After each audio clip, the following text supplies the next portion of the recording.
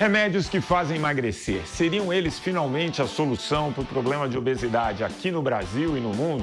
Mas qual a sua real eficácia? E o efeito rebote de ganhar tudo que perdeu? Bom, esse vai ser o nosso tema no Viva Bem de hoje.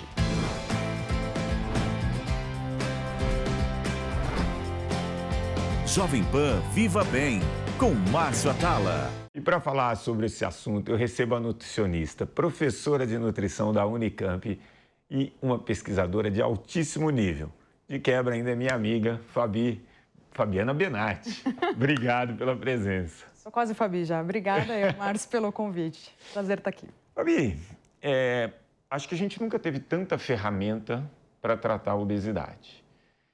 Nunca tivemos tanta informação.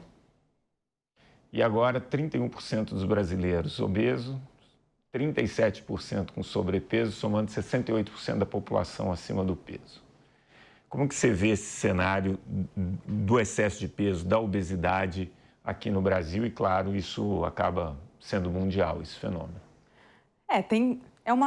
Hoje é considerado como uma epidemia, né? Ou até pandemia. A gente só fala de pandemia do coronavírus, mas há muito tempo na literatura científica a gente chama de pandemia da obesidade, há pelo menos 20, 25 anos, e ela vem crescendo. Como ela vem crescendo poucos pontos percentuais aí ao ano, parece que ela não aumenta muito, mas se a gente olhar, é consistente. Se a gente olhar de 2006 para cá, foram aí pelo menos 10, 15 pontos percentuais, tanto em relação ao sobrepeso quanto à obesidade.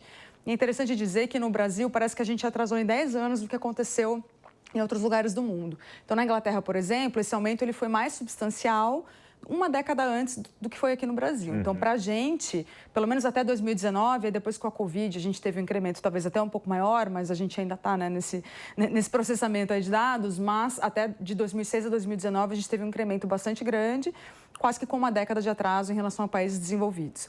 E lá o crescimento tem sido menos acelerado, por assim dizer. Tá, mas aqui... Agora, é um paradoxo que eu costumo falar, né? Ao mesmo tempo que você tem mais informação, como nunca nenhuma outra geração teve, né? Então, se você perguntar, atividade física faz bem? Estava vendo agora uma pesquisa, 98% dos brasileiros consideram que a primeira coisa que eles poderiam fazer pelo autocuidado seria atividade física, quer dizer, existe a consciência do movimento. Hoje a gente tem muita informação sobre alimentação, né? E muita ferramenta. Sim. E esses números crescem. E falando dessas ferramentas novas, talvez aqui tem dado maior resultado e maior mídia sejam o que eles chamam das canetinhas, né? Desses medicamentos que acabam agindo de maneira que a ingestão de calorias diminui muito, né? Então a gente fala sempre de Ozempic, Wegovy, Mounjaro. Como que atuam esses medicamentos em relação à nossa saciedade e à ingestão de calorias? Acho que é legal, só vou comentar rapidamente o que você falou em primeiro, porque a gente hoje já está muito claro para a gente que só o conhecimento ele não basta. Se a gente fizesse tudo que a gente sabe que faz bem para a saúde, a gente não teria hoje doenças crônicas com a prevalência que a gente tem, o próprio sobrepeso e a própria obesidade. Então, como são condições complexas, tanto o sobrepeso, mas sobretudo a obesidade, saber o que é bom, o que é ruim, o teoricamente é bom ou ruim, claramente não é suficiente. E não é o suficiente por uma série de fatores, porque a gente acha que a gente escolhe o que a gente faz, mas a gente não escolhe tanto assim. Então, é o ambiente em que a gente vive, determina o quanto a gente faz de atividade física ou não, a nossa condição socioeconômica determina em alguma medida o que a gente come ou não. Então, assim, é uma situação bastante complexa, sem mencionar a predisposição genética, que é clara e está aí. Então, são vários fatores que levam a pessoa a provavelmente desenvolver essa obesidade. Não é porque ela quer, não é porque ela é preguiçosa, são vários fatores que levam a isso. Então, acho que isso já está bem claro para a gente. O que acontece com esses medicamentos? Então, eles são os análogos de GLP-1 e existe um que tem 2 análogos, né? Então, tanto de GLP-1 quanto de GIP, que a gente chama, que são hormônios que são secretados pelo nosso trato gastrointestinal e eles, normalmente a gente consome alimentos, então quando a gente consome alimentos, eles são secretados e vão lá no cérebro e informam saciação e saciedade. Então, basicamente, fazem a gente parar de comer e porque atuam também no esvaziamento gástrico, que a gente chama, então ele diminui o esvaziamento gástrico, então a nossa digestão ela fica mais lenta, isso também atua numa saciedade maior por um período mais prolongado. E aí acaba que com isso a pessoa sente menos fome. Tem aquelas pessoas que não respondem ao medicamento, elas existem. Tem gente que ganha peso com esses medicamentos, mas a grande maioria das pessoas responde efetivamente comendo menos e, como consequência, emagrecendo e perdendo grandes quantidades de peso. E aí, toda vez que você tem uma grande quantidade de perda de peso, independente de ser com esses medicamentos, sim, mas, por exemplo, com uma dieta restritiva, é normal que você perca um pouco de massa magra. Sim. Isso é padrão. E o que eu observo, né, e vejo é o seguinte. Primeiro que você tem uma quantidade de pessoas usando esse medicamento sem indicação. Sim. Ponto. Né, para perder 3, 4 quilos, isso a gente vê. Mas eu estou mais focando aqui no comportamento, tá? É normal eu sair para jantar e rapidamente, pela escolha da refeição, claro que eu conheço a pessoa há muitos anos, eu vejo se ela está, naquele momento, fazendo uso desse medicamento ou não. Por quê? Porque ela simplesmente não tem fome praticamente nenhuma, ela pede uma saladinha e deu.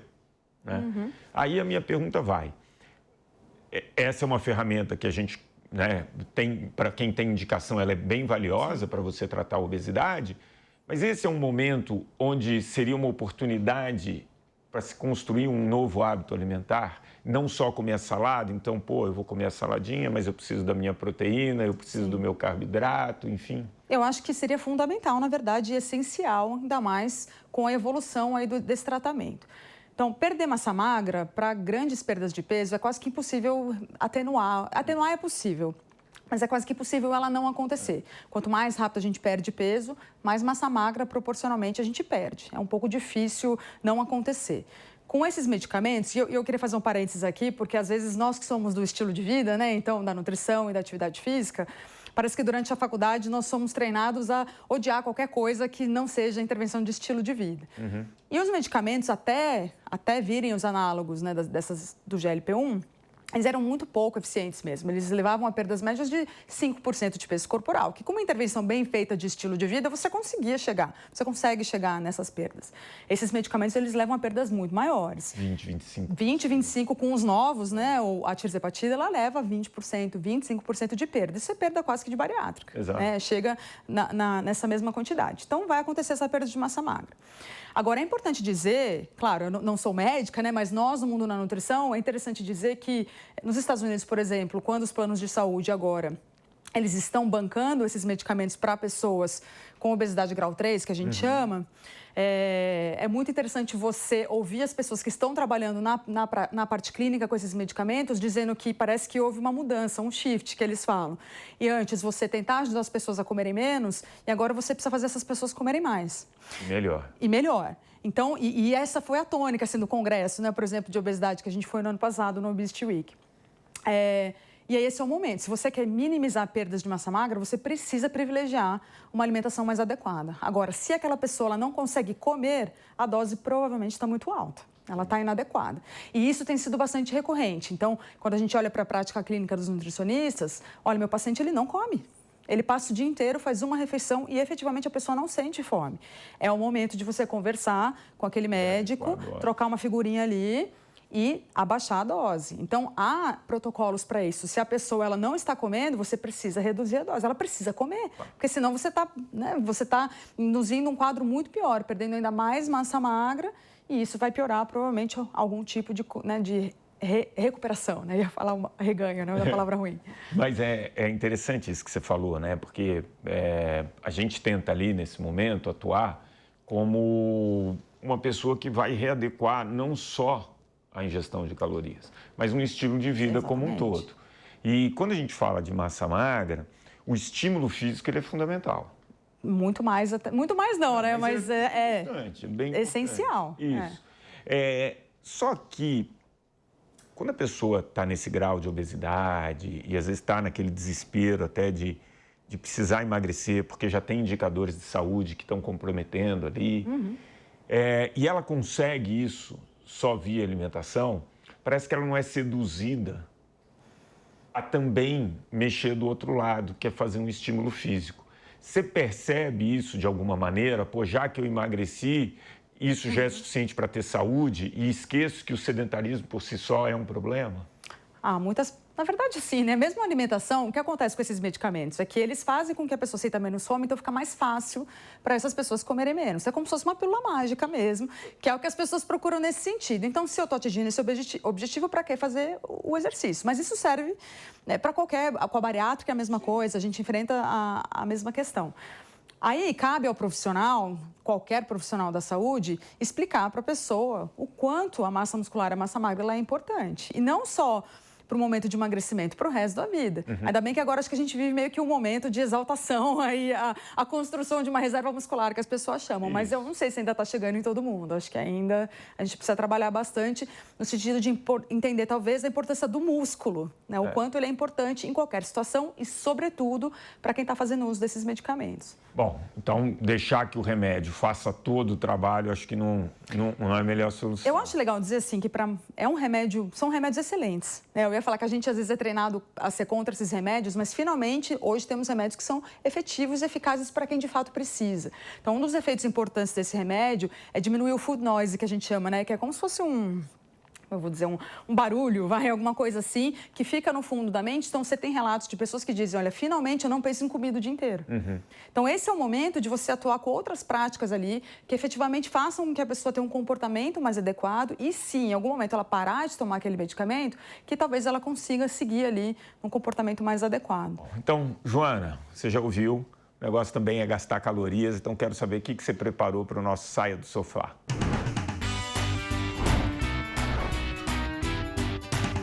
Vamos a mais um Saia do Sofá e hoje o programa é sobre emagrecimento e claro que se você quer emagrecer tem que fazer a sua parte, né? E a parte não é só cuidar da alimentação, mas também cuidar de queimar calorias, de fazer atividade física. Mas o bom é que existem algumas atividades que queimam muitas calorias, então você pode tentar escolher uma dessas. E a listinha das top 5 que queimam mais caloria em menos tempo são natação, corrida, pular corda, subir escada e alguns tipos de luta. Aquela boa e velha desculpa, não tenho tempo, não gosto de academia, não isso, não aquilo, acabou. Só de pular a corda ou subir escada por cerca de 10 minutinhos, você já consegue queimar umas 150, 120, de 120 a 170 calorias, dependendo de como você faz o exercício, ou seja, se com muita intensidade ou pouca intensidade. Ah, mas pular corda, eu nem sei pular corda direito, e subir escada é tão chato. Tá na hora de mudar esse mindset. Subir escada pode ser muito legal. Você coloca uma música, você não vai subir escada, você vai dançar na escada. Tudo depende da forma como você vai encarar esse exercício que você vai fazer. Não já chega de má vontade, chega feliz da vida, bota um fone de ouvido, bota uma música legal que você gosta, tenho certeza, você não vai nem sentir o tempo passar.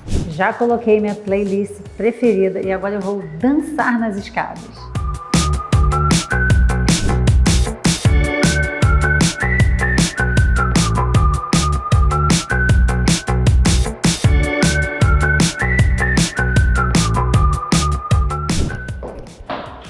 E é isso, quase sem perceber, eu cheguei até o sexto andar. Mas eu quero completar 10 minutos de escada, então eu vou descer pelo elevador e vou subir de novo. Porque se eu fizer 10 minutos desse exercício dançando na escada, corresponde a 30 minutos de caminhada, o que dá mais ou menos umas 120 calorias. Parece pouco, 120 calorias é pouco. Se fosse pouco, todo mundo fazia todos os dias, não é verdade? Mas não é isso que acontece. Márcia, é com você agora. Verdade, Joana, gastar calorias com atividade física realmente é bom para a saúde, não só a saúde do corpo, saúde da mente, enfim, saúde integral, né, Fabi? Exatamente. E aí a gente estava falando disso, de parar de tomar o remédio. E essa é uma dúvida que até os fabricantes têm. Qual é a dose de manutenção? Existe uma dose segura por muito tempo? E aí vem uma pergunta. Quando eu paro, o nosso corpo volta a produzir todos aqueles hormônios e a dificuldade, você falou assim, finalmente eu parei de pensar em comida. Volta essa dificuldade? Então, eu não sei se até a comunidade científica já tem todas as respostas para isso. O que a gente sabe, que alguns estudos mostram, é que com a interrupção das medicações, muita gente recupera o peso perdido. Às vezes não totalmente, mas em alguma medida recuperam. O que a gente ouviu muito, por exemplo, no Congresso, dos pesquisadores da área, foi: não existe parar o medicamento. Né? Teoricamente, o ideal seria você encarar como um medicamento para o resto da vida. Assim como as pessoas fazem com a hipertensão arterial, por exemplo. Eles deram, aliás, esse exemplo muitas vezes. Se a pessoa é hipertensa, ela é hipertensa para sempre. Ela não tem hipertensão, ela é uma pessoa hipertensa. E aí, por isso, ela precisa tomar esse medicamento para o resto da vida, mesmo com a hipertensão controlada. Então, a ideia, pelo menos até o momento, e assim, a ciência ela vem evoluindo mês a mês. São medicamentos novos e nós só teremos boas respostas para essas perguntas provavelmente daqui a alguns anos, até mesmo em relação à segurança. Então, o que parece acontecer é que não se deveria interromper esses medicamentos, mas a gente sabe que essa não é a realidade da prática. Porque são muito caros. 2, nos Estados Unidos, por exemplo, onde os planos de saúde cobrem esses medicamentos, quando a pessoa ela perde peso e sai da obesidade grau 3, eles param de cobrir. Sim. Então, essa é uma luta ali que os clínicos estão tendo para sempre deixar aquela classificação lá para que a pessoa possa ter acesso a esses medicamentos. Então, o que a gente sabe é que existe uma recuperação de peso quando se para de tomar esses medicamentos. Eu vou lembrar, 2018, eu estava nos Estados Unidos e fazendo um documentário e tal, estava lá entrevistando um cara de Harvard. E ele perguntou para mim: você acha que a sua genética, ela é uma genética mais para o magro ou mais para a obesidade? Aí eu falei: pô, agora eu vou crescer muito, né? Falei: claro que para o magro. E aí ele falou: então vamos fazer o seguinte, a gente aqui tem um teste que mede mais ou menos 800 genes em relação à obesidade. E a gente vai ver quais você tem e quais você não tem. 2 dias depois eu voltei lá e eu tinha praticamente 60% desses genes para obesidade. E eles falavam que, baseado, claro, num banco de dados de milhões e milhões de pessoas, quem tinha aquele tipo de genética, eles projetavam estar com peso de 91 quilos. E eu tenho 74, né? E aí ele falou o seguinte: existe a epigenética, né? Então, o seu estilo de vida, o que você fez desde pequenininho, a atividade física regular, enfim, uma série de coisas, isso acaba silenciando esses genes, por isso que você tem o corpo, enfim, a saúde que você tem. Mas a verdade, e isso me deixou um pouco preocupado, é que até por conta da evolução da espécie, mais de 90% das pessoas vão ter uma genética mais para obesidade, por isso que a espécie sobreviveu. E aí você tocou num ponto muito interessante que eu achei. O meio ambiente, ele vai induzir você ou não a ter um comportamento ativo ou sedentário. Então, sempre o meio ambiente exigiu o movimento da gente, isso talvez tenha ficado silenciado. E agora, com tanta tecnologia, talvez isso tenha se manifestado. Você acha que o raciocínio dele faz sentido? Faz sentido. Eu acho difícil ser categórico, porque na área da genética a gente ainda está engatinhando bastante. Mas, primeiro que a gente tem muito mais do que 800 polimorfismos, né? A gente tem milhares de polimorfismos que, teoricamente, ajudam a explicar o fenômeno, né, da obesidade nas pessoas. A epigenética, ela tem o seu efeito, é claro, pode ter sido em função do seu estilo de vida, mas é legal você olhar para a sua família inteira. Se a sua família inteira não tiver obesidade, provavelmente a sua família inteira não tem um genótipo, que seja tão predisponente à obesidade como esse teste, ele trouxe esse resultado. Os testes ainda não são categóricos, não deveriam ser determinantes nesse sentido. Talvez existem, claro, alguns polimorfismos que são muito determinantes para a obesidade, mas são poucos. Esses que eles normalmente testam são vários polimorfismos, cada um tem um pequeno efeito, e aí, no montante geral, você consegue ter um efeito maior ou não.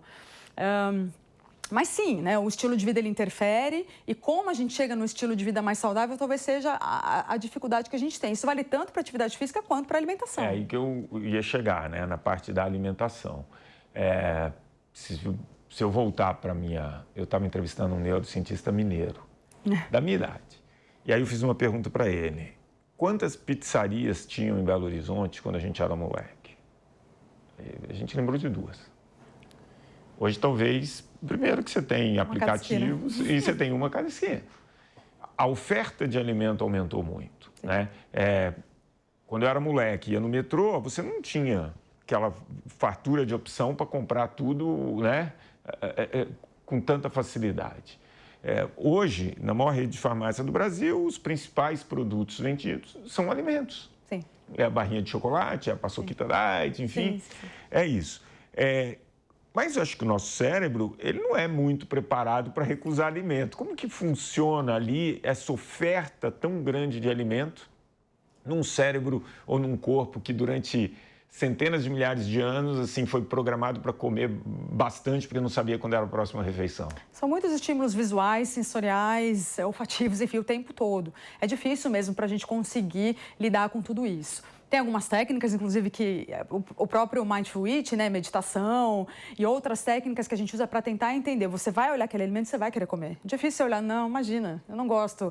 E normalmente são alimentos hiperpalatáveis que a gente ama. Alimentos ricos em açúcar, ricos em gordura, porque evolutivamente isso sempre fez muito sentido. Então, são alimentos que geram uma resposta de recompensa muito grande no cérebro, porque assim foram moldados os nossos genes há muitos anos atrás. Mas não tem uma coisa de efeito manada? Eu vou te contar uma história rapidinha.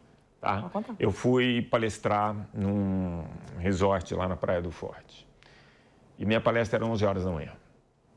8 horas da manhã, estava o café da manhã, todo mundo comendo loucamente, porque realmente aquele café da manhã é um convite a isso. Só que o pessoal vai para a plenária, ficar sentado. Eu tinha 2 horas ali, fiz minha atividade física, dei um mergulhinho no mar, fui tomar banho, né? 10h30 da manhã, eu me dirigi à plenária. Quando eu cheguei 10h30, estava na hora do coffee break deles, né?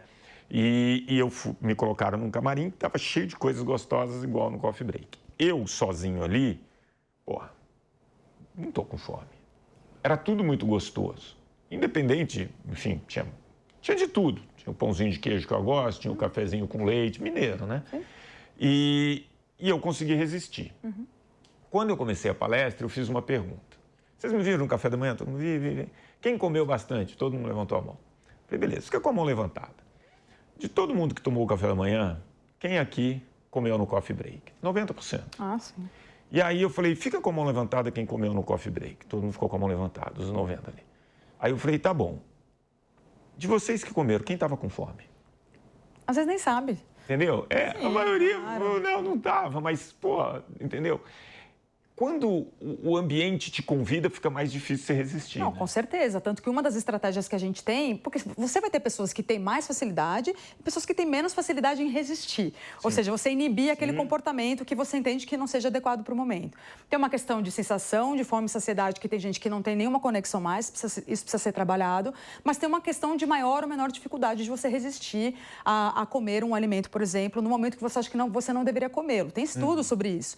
Isso se chama de controle inibitório. Então, as pessoas são mais desinibidas, que a gente chama, mas no sentido de você não conseguir inibir um comportamento que você acha que você deveria inibir. Não é que é positivo ou negativo, mas é algo que você acha que você não deveria. Então, você inibiu. Você olhou e pensou, não, estou com fome, consegui inibir. Tem pessoas que têm maior ou menor dificuldade. Claro que em evento social, isso ainda fica mais bagunçado, porque você está lá, está todo mundo comendo, as coisas estão ali, você nem presta atenção muito no que está acontecendo. Mas você tem uma maior ou uma menor facilidade de fazer aquilo. E isso é uma coisa que precisa ser trabalhada nas pessoas, né? Tem gente que tem mais, tem gente que tem menos dificuldade. E isso está diretamente associado a uma maior ou menor predisposição à obesidade, digo mais, associado a uma maior ou menor facilidade de emagrecimento também. Boa. Bom, Fabi falou bastante aqui de alimentação e agora eu quero saber, Luan, o que você tem para mim no Mito ou Verdade? É mito ou verdade? Hoje eu tô aqui numa academia em São Paulo e o assunto é mito ou verdade que a dieta é a melhor forma de emagrecer. Será que existe outra forma? Você acha que é mito ou verdade essa afirmação? É verdade. A dieta junto com atividade física, um cardio principalmente, excelente para perder peso. É mito ou verdade que a dieta é a melhor forma de emagrecer? O que você pensa sobre isso? Existe outra forma? Olha, a parte da dieta ela é muito importante porque é com base do déficit calórico que a gente consegue chegar no melhor resultado de emagrecimento, tá? É lógico que, além da dieta, é muito importante uma rotina de atividade de, por exemplo, uma musculação ou uma atividade física. Tá? Para a pessoa que consegue a musculação ela vai trazer um aumento de massa muscular e automaticamente melhora ali o aumento do gasto calórico.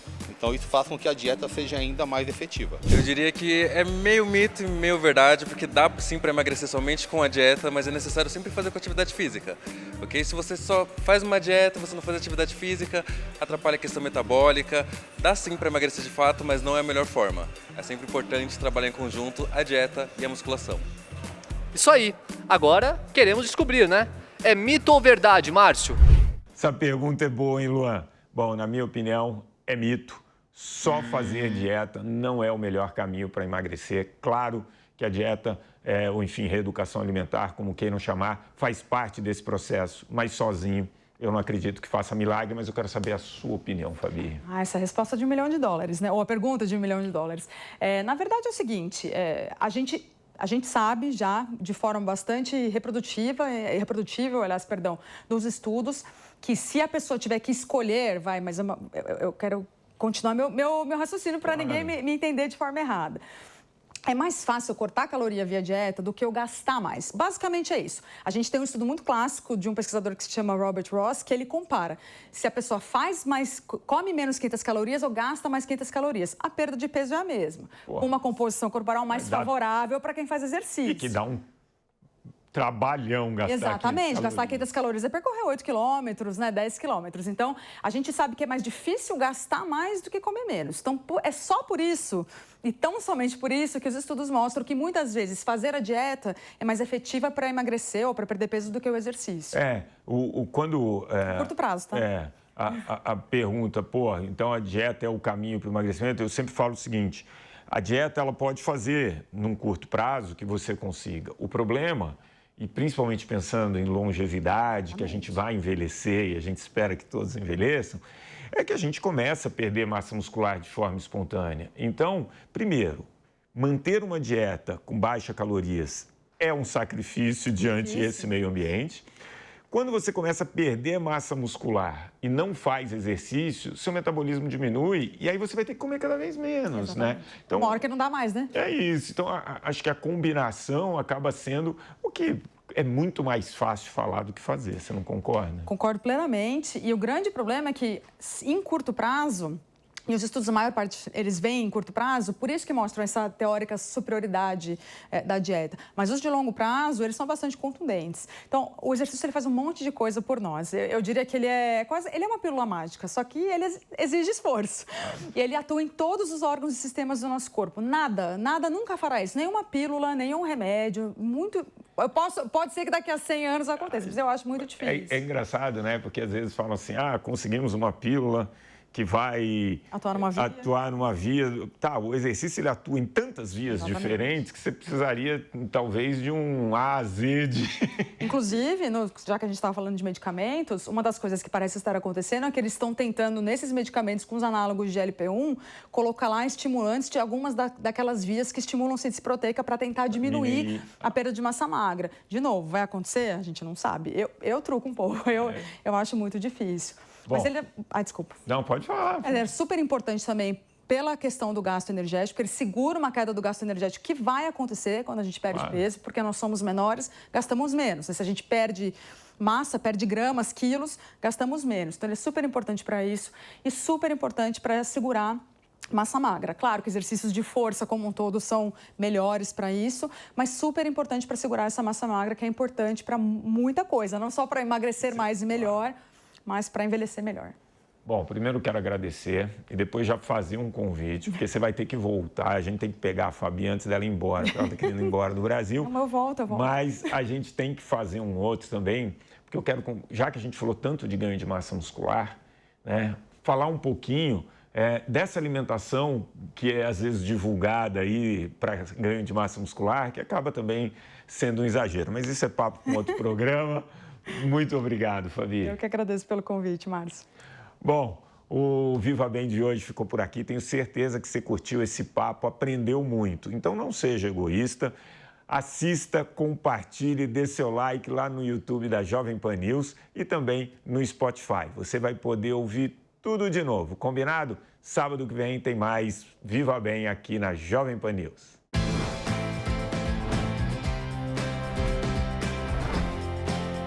Jovem Pan Viva Bem, com Márcio Atala. A opinião dos nossos comentaristas não reflete necessariamente a opinião do Grupo Jovem Pan de Comunicação. Realização Jovem Pan News.